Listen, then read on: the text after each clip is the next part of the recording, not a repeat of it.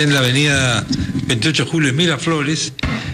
A Roberto Lerner y León Trachtenberg van a tener una conferencia que está despertando una gran expectativa y cuyo título es El reto de la crianza en estos tiempos. Estamos con León Trachtenberg. ¿Cómo estás, León?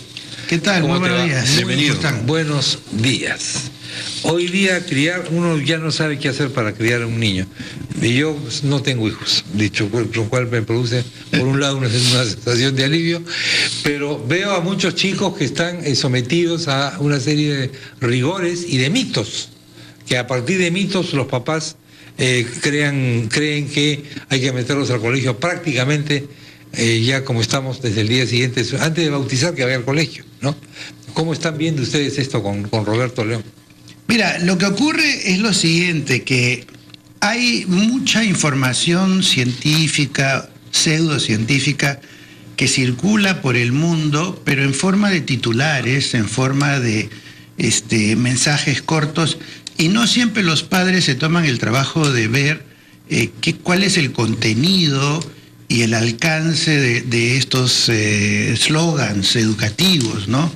Y entonces a veces se dejan llevar por cosas que más que producir beneficios producen perjuicios. Por ejemplo, hay toda una cultura que dice hay que elogiar a los niños cuando hacen un buen trabajo. Pero si tú a un niño le dices frente a un trabajo que ha hecho qué inteligente que eres, qué brillante, vas a ser un gran artista, uno podría decir, bueno, es un elogio que debería satisfacer al niño. Sin embargo, lo que va a hacer es paralizarlo para los siguientes trabajos. ¿Paralizarlo? Claro, porque no va a querer poner en riesgo el triunfo que ya tuvo o el carácter de inteligente que ya le atribuyeron, porque si la próxima vez hace algo y no le dicen nada, entonces va a sentir que lo ha hecho mal. En lugar de elogiar su esfuerzo, decirle, me parece que para el esfuerzo que has hecho has tenido un buen resultado. Entonces, eso sí te ayuda a que tú controles tu trabajo. Pero la otra es que el niño deja de creerte, porque si tú ante cualquier trabajo que hace el niño dices, qué lindo, genial, qué hermoso, genial, el niño sabe que le estás mintiendo. Entonces tus elogios perdieron totalmente su sentido. El otro día en la radio, en otro programa, a mediodía, una mamá nos decía que a su hija, que tenía 5 años, en el nido le ponían unos sellos azules en la mano, una mariposa me parece, cuando había tenido un buen día, y un sello rojo cuando era un mal día, y que normalmente sacaba sellos azules todos los días, y un día trajo el sello rojo y estaba absolutamente desconsolada, desolada. ¿Por qué? Porque cuando tú condicionas al niño a que todo lo que hace es evaluado y elogiado, el día que no lo elogias o eventualmente le haces una crítica, lo rompiste.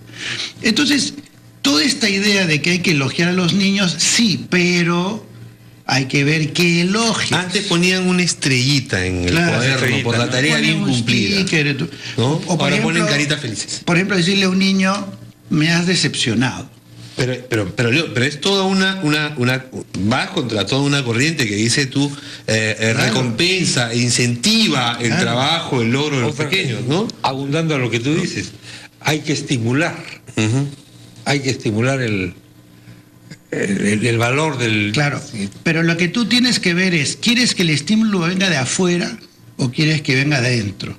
Una cosa es que el papá o la mamá le diga, me gusta lo que has hecho, y otra cosa es preguntarle, ¿a ti te gusta? ¿Tú te sientes bien lo que has hecho? ¿Tú disfrutas con lo que estás haciendo? Es decir, la satisfacción hay que preguntarse si el motor para el aprendizaje es obtener reconocimiento, el elogio y reconocimiento externo, o es tu propio deseo de aprender. Y ese es uno de los efectos nefastos que tienen las notas, por ejemplo, en el colegio. Porque la nota es un elemento externo. Tú estudias por la nota, no estudias porque a ti te gusta lo que estás poniendo en juego. Otro ejemplo, digamos... Y acá en el Perú más todavía, porque todo eso va condicionado luego a la universidad y el examen de admisión. ¿Así? Hay sistemas diseñados solamente para aprobar ese examen. Y tu vida depende de lo que otros deciden y no lo que tú... A pesar de que tu aprendizaje es significativo cuando está motivado por ti mismo. Otro ejemplo de estas medias verdades, ¿no? Te dicen, los chicos no deben ver peleando a sus padres.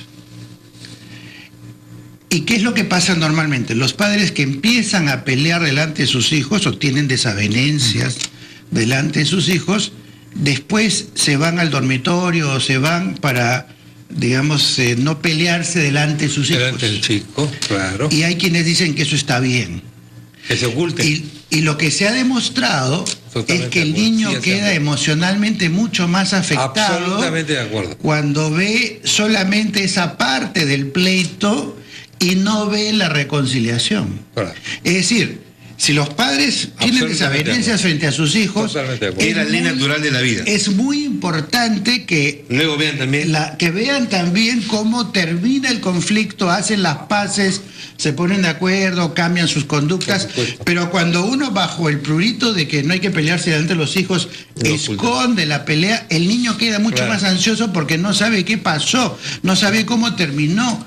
Hay una serie de otros temas, yo quiero profundizar un poquito en esto, quizás con alguna pregunta adicional, pero volviendo a esto de que se ocultan, el tema tiene que ver también con la arquitectura, porque claro, yo me puedo ocultar o me puedo pelear con la teoría de que mi hijo que no se entere esto en una casa grande, pero si el departamento es pequeño, ¿qué es lo que ocurre? Claro, lo que pasa, en una casa chica. Lo que pasa es que en general los estudiosos de las relaciones entre los padres e hijos han encontrado que las relaciones entre los padres influyen más en la vida emocional de los hijos que la relación de los padres con los hijos. Es decir, un niño puede tolerar una relación, digamos, no muy funcional con el papá o con la mamá, en la medida de que la relación entre los padres sea estable, cordial. Cuando la relación entre los padres es tensa, el niño es una especie de radar emocional de la tensión entre los padres. Y se ha comprobado que normalmente los padres se dicen cosas negativas 3 veces más que cosas positivas. Entonces, si tú quieres cuidar la salud mental de tus hijos, la receta no es que no te pelees delante de ellos. Claro. La receta es enséñale cómo se reconcilia a alguien, cómo resuelve un conflicto, aquel que tuvo un problema con su pareja, que es absolutamente natural. Vamos a tener que ir a la pausa, pero te dejo para que lo conteste después. Otras cosas que se suelen ocultar a los chicos son la plata y la muerte. No hablar nunca de plata, no decirle al chico que tenemos dificultades económicas, etcétera, etcétera. Bueno. Todo eso es una cosa, no sé cuánto, lo trae Papá Noel por la chimenea, no sé qué. Y el otro tema que se oculta a los chicos es el tema de la muerte. Que no vayan a velorios, que no hagan esto, que no se hable de la muerte, que si muere un familiar no hay que decirle que ha muerto, sino que, qué sé yo, que es el hombre araña o lo que sea. Y por estos dos y otros temas más, por supuesto, hablaremos también sobre la educación y sobre que nos aclare, que nos cuente un poquito, León, cómo va a ser esta conferencia que dan el día 29 de abril. Esto y más después de la pausa que viene a continuación.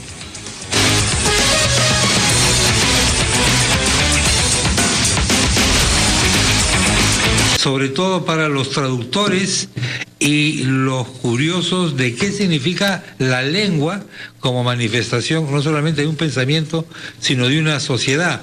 El hebreo, lengua de tradición, va a ser una conferencia que se va a dar el día miércoles 23 de abril a las 7 de la noche en el Centro Cultural de la Municipalidad de San Isidro, que queda en la calle La República 455, calle República 455 en San Isidro.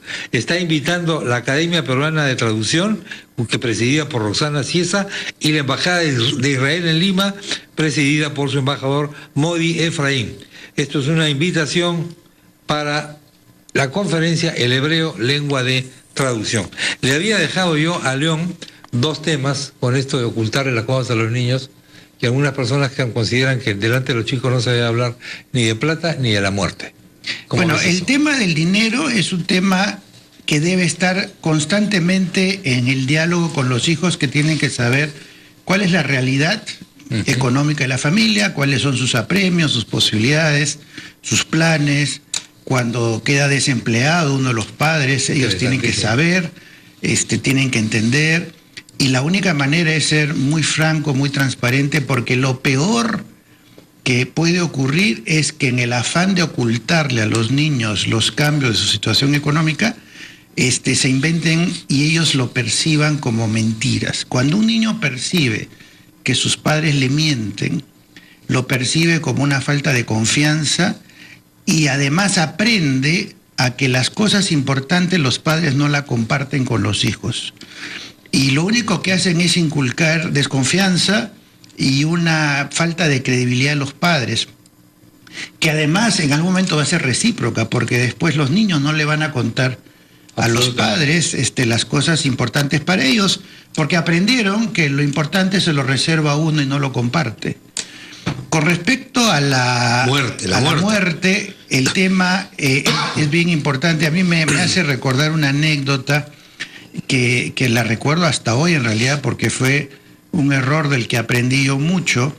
Y yo tenía todos los años alumnos que viajaban a Israel en viaje de promoción, por un mes y medio, y resulta que el papá de una de las personas que viajó falleció estando ella de viaje. La mamá me pide en Lima que no le diga, una chica de 16 años, que no le diga nada, que le diga simplemente que su papá está muy enfermo y que quieren que venga a Lima porque puede haber un desenlace fatal. La chica ya había viajado, ya estaba en Israel. Y yo, con la idea de respetar los deseos de la mamá, no le dije nada a la chica, simplemente me asocié al cuento de que papá estaba muy grave y que había que regresar para acompañarlo.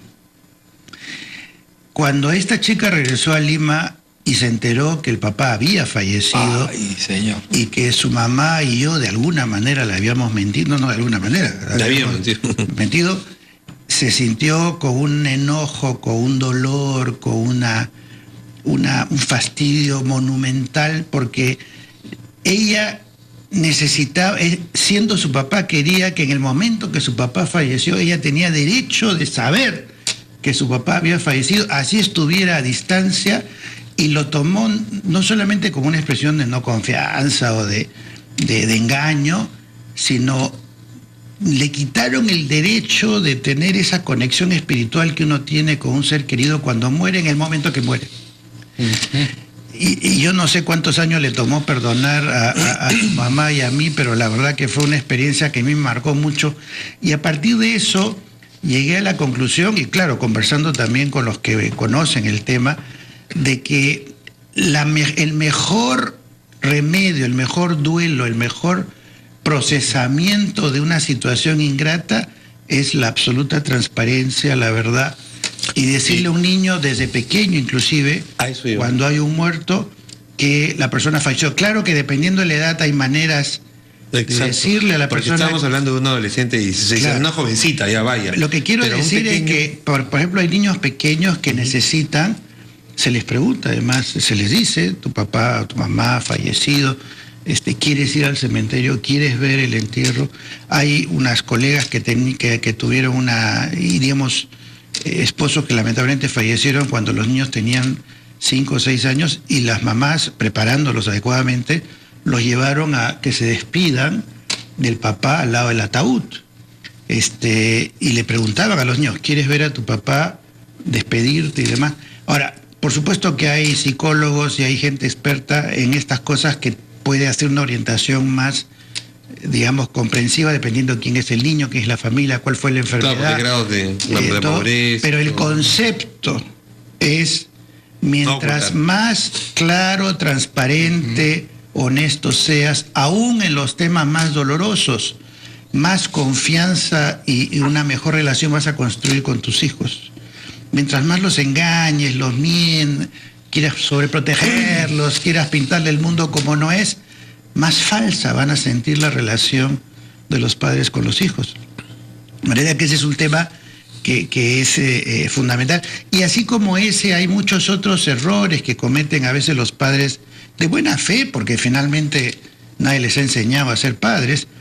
Por ejemplo, hoy en día hay una gran difusión de estos famosos DVDs y juegos y dibujos animados para niños. Y les han contado el cuento a los padres que se exponen desde pequeños los niños a la música, al audio, a los cuentos, a los dibujos animados, etcétera. Van a enriquecer su vocabulario, van a crecer más inteligentes, y eso les va a ayudar a iniciarse mejor en el aprendizaje escolar y todo lo demás. Y no hay una sola evidencia de que eso sea cierto. Lo que está no hay evidencia, no hay. Pero León, si hay escuelas a las que ya me parece las mamás estando, digamos, en cinta van para preparar al niño ya. Claro, porque les han contado un cuento y se lo han creído. Pero mira, cuando dicen que la música es buena para el feto, no es buena para el feto, es buena para la mamá. O sea, si la mamá escuchando música se relaja, está bien, le va a ayudar al feto a estar en una situación de menos estrés, pero no es que el feto se hace más inteligente porque escucha música. Pero te pone música clásica, además, le dicen, no le pongas cualquier música. Bueno, eso ha hecho mucho bien a los vendedores de CDs de Mozart, pero eso no. Pero entonces, ¿qué pasa? Pero un poco de sentido común. Sí, digamos, un niño que ve un dibujo animado. Tú quieres que aprenda a hablar. En el dibujo animado normalmente el niño no ve cómo gesticula la boca el protagonista, sobre todo si es un animal, y tampoco diferencia las palabras, o sea, habla y la boca simplemente se mueve al azar. Claro. Compara eso frente a un adulto que le habla al niño, gesticula correctamente las palabras, va completando las palabras, va definiendo las sílabas. ¿Dónde aprende más el niño? ¿Viendo el dibujo animado, donde no entiende cómo salen de la boca las palabras? ¿O escuchando a un personaje, inclusive en la televisión abierta, hablando en primer plano claramente las palabras desde su boca? El otro tema tiene que ver con los programas educativos famosos. Hay una investigadora que ha hecho un estudio sobre los llamados programas educativos para niños, y he encontrado que promueven más agresiones que los programas normales que uno ve en televisión, que las series, que inclusive tienen contenidos violentos. ¿Por qué? Porque los programas educativos están hechos con la lógica adulta. Por ejemplo, tienes 15 minutos, se presenta primero todo el conflicto, cómo se agrede a un niño, cómo se le maltrata, cómo se abusa de él, cómo se le hace daño, y al final viene la moraleja: hay que vivir bien, hay que estar en paz y todo, pero el niño no registra las escenas de violencia, de insulto, de maltrato, digamos, conectadas con el final del episodio, sino que cada momento en el que un niño agrede a otro, o se burla del otro, le pone un apodo a otro, lo va viviendo como conductas separadas, y no hay ninguna conexión con el final del episodio en el que se viven en paz, se ponen de acuerdo. Porque esta secuencia lógica es lógica para los adultos. Para adultos, pero no para los niños. Y entonces resulta que los programas educativos para niños son más generadores de estereotipos negativos que positivos. En cambio, cuando los incidentes son más ocasionales, digamos, si hay una agresión, se produce una reparación, hay una reconciliación, eso es mucho más saludable para los niños. Y entonces, una tras otra tienes una cantidad de conductas y actitudes de los padres que, lejos de beneficiar a los niños, los perjudican. La más vinculada a la escuela, eso de que el niño trate de aprender a leer y escribir lo antes posible, digamos, a los 4 años, 5 años. Claro, ahora en lo que antes era el nido, que era más o menos lúdico y recreativo, ahora tienes que aprender a escribir. Lo único que eso produce es una tensión adicional en el niño que más bien va a bloquear su aprendizaje. Un niño que no está maduro... Pero yo tengo amigos y amigas que dicen, felicísimos porque dicen, mira, mi hijo tiene recién 5 años, pero ya sabe sumar, restar y hasta multiplicar. Muy bien, pero cuando esté en segundo de primaria va a odiar las matemáticas. Y no va a querer leer nada que no sea la lectura obligatoria del libro, porque aprendió con dolor, aprendió con frustración, aprendió con dificultad. No aprendió en el momento que él se sentía listo para aprender, sino que lo obligaron a hacer algo para lo que no estaba preparado. Haciendo las excepciones de los niños que tienen, digamos... Bueno, siempre hay excepciones, pero digamos, ¿no? Por eso es que, mira, un niño hábil no va a perder nada si esperas, porque va a aprender solo. Un niño con dificultades lo vas a presionar y perjudicar si lo apuras, porque no está preparado para eso, ¿no? El otro día yo ponía el ejemplo digamos, poner a un niño digamos, de 5 años o 6 a levantar pesas como si fuera un niño, digamos, de 11, 12, porque quieres prepararlo lo va a hacer, para que sea, finalmente le vas a valorar la columna, porque no está preparado para eso. Entonces, hay cosas que mientras antes, peor. Por ejemplo, me decía un profesor de música que nunca hay que enseñarle guitarra a un niño menor de 8 o 9 años, porque en este movimiento que tiene que hacer para apretar las cuerdas, sufren los tendones, cuando el niño todavía no está fuerte. Claro. Entonces, tú dices, no, de chiquito que aprendan guitarra. No, para eso mejor que esperen, dale un cajón, dale flauta, pero no le dé guitarra. Entonces tienen que haber algunos criterios. El otro día en una entrevista también, una mamá de una niña de 3 años nos decía que todos los días le dejan 1 hora de tareas en el nido para la casa. ¿Qué significa para un niño de 3 años dejarle tareas 1 hora? Significa, primero, que le están pidiendo algo que no está a su alcance. Segundo, están obligando a la mamá que esté con la niña con todo el conflicto que lo hace la mamá. Es una pérdida total de noción de para qué sirve la educación inicial, qué cosa es un estímulo donde el niño hace lo que disfruta, donde el niño aprende jugando y no sometido a esta disciplina rígida, externa, violenta de los nidos. Esto y más el día 29, martes 29 de abril. Martes 29 de abril a las 8 en el Centro de Convenciones Daniel Alcides Carrión del Colegio Médico en la avenida 28 de julio 776 Miraflores. El reto de la crianza en estos tiempos. Ahora, los tickets para la entrada los vende Punto Ticket de Ripley, o sea, en cualquier tienda de Ripley se hace la adquisición de los asientos, y ahí esperamos que todos los padres que siempre nos buscan a Roberto y a mí para, digamos, algunas pautas, básicamente diría yo para reflexionar juntos, ¿no? Y te robo un minutito el tema de las redes sociales. Porque ahora los niños, y me pasa a mí con mis hijas, por ejemplo, tienen entre 10 y 12 años, las redes sociales, de alguna manera pueden resultar positivas o todo es negativo, porque ahora se dice, no, mira, están secuestradas por el internet y las redes sociales. Yo te diría 2 cosas. Uno, ¿quién está más en las redes, tú o tus hijas? Bueno, todo el día con el telefonito me parece que... Bueno, pero tú todo el día con tu celular y con tu, ¿no? Acá y en con la tu radio. computadora y que todo. Entra a un restaurante a mediodía y vas a encontrar a los ejecutivos con sus... Es negativo o positivo para un niño. Lo que hay que entender es que esa tecnología es la señal de los tiempos. O sea, no es algo que tú puedes decir, es como decir, yo no quiero que vean televisión los chicos. Es imposible. El aparato es parte de... Yo me acuerdo que criticaba a mi mamá cuando era adolescente el tema de los audífonos que eran nuevos con tu Walkman, que recién salía. Y te aísla si te van a pasar cosas. No pasó nada, mamá. Cáncer de tímpano te va a dar. Lo que hacen las redes sociales es un espacio de socialización, es un espacio para generar relaciones, a veces inclusive facilitadores de relaciones que no tendrías posibilidades de cara a cara. Por ejemplo, a todos creo que nos pasa que decirle algo a alguien cara a cara a veces es más difícil que mandárselo a través de un mensaje de texto. Muy bien. Claro, tiene sus perversiones. Yo a veces me comunico mejor con mi hija y más divertido por el WhatsApp. Tiene sus perversiones como toda tecnología. La tecnología de los automóviles ha sido hecho para facilitar la movilidad, pero mueren 3.000 personas al año. O sea, perversiones siempre hay, pero de que tiene un potencial de facilitar la socialización, tiene. León. Muchas gracias, León. Estamos en contacto. Encantado. Vamos rápidamente a la pausa. ¿Qué piensa usted preparar hoy día de almuerzo? Algo con pescado, la tradición Se manda supone eso, que algo ¿no? con pescado. Ceviche, Pero la sudado. pregunta es, ¿qué clase de pescado va a preparar? ¿El famoso sevillano ceviche? No, hay otras posibilidades. Exploremos. No solo en ceviche vive el hombre, por favor. Vamos a... Un país sudado también. Vamos a... Un bacalao. Vamos a conversar con Carmen Riviera Morales, administradora de la cevichería El Rey de las Hueveras. Uy, Hueveras para todo el mundo.